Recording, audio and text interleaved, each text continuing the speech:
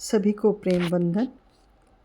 आज श्रीमद् भागवत गीता का अध्याय 3 कर्मयोग, जिसके श्लोक संख्या 34, 35, 36 और 37 का व्याख्यान करेंगे।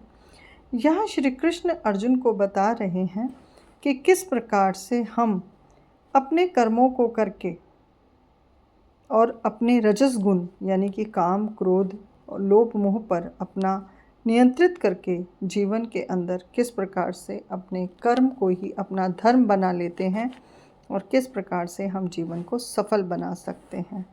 चलिए आरंभ करते हैं। श्लोक संख्या 34। इंद्रिये सा इंद्रिय स्वार्थनेन राग द्वेषो व्यवस्थितो ता येन अतिवंश मार्ग शतो हस्य परिपंथनो।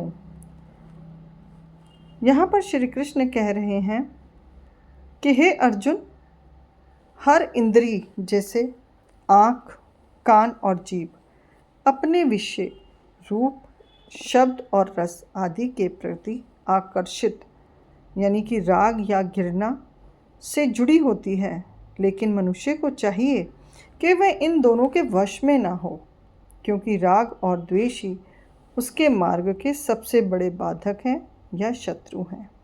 श्लोक संख्या 35। श्रेयान् सर्वधर्मो विगुणः परम धर्मात्मनः सर्वशु निष्ठितः सर्वधर्मे निधम श्रेय परम धर्मो भयावह। अपने स्वभाव के अनुसार किया गया अपना धर्म चाहे गुणहीन हो, फिर भी वह दूसरे का धर्म उत्कृष्ट ढंग से करने से बेहतर है। अपने धर्म में मर जाना ही कल्याणकारी है, क्योंकि दूसरे का धर्म अपनाना भय और विनाश का कारण बनता है। श्लोक संख्या 36।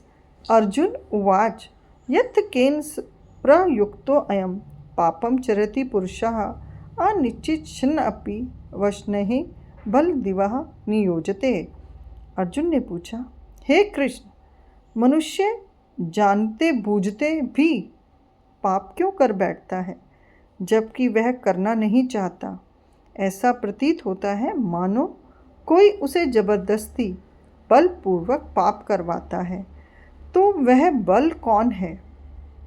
श्लोक संख्या 37।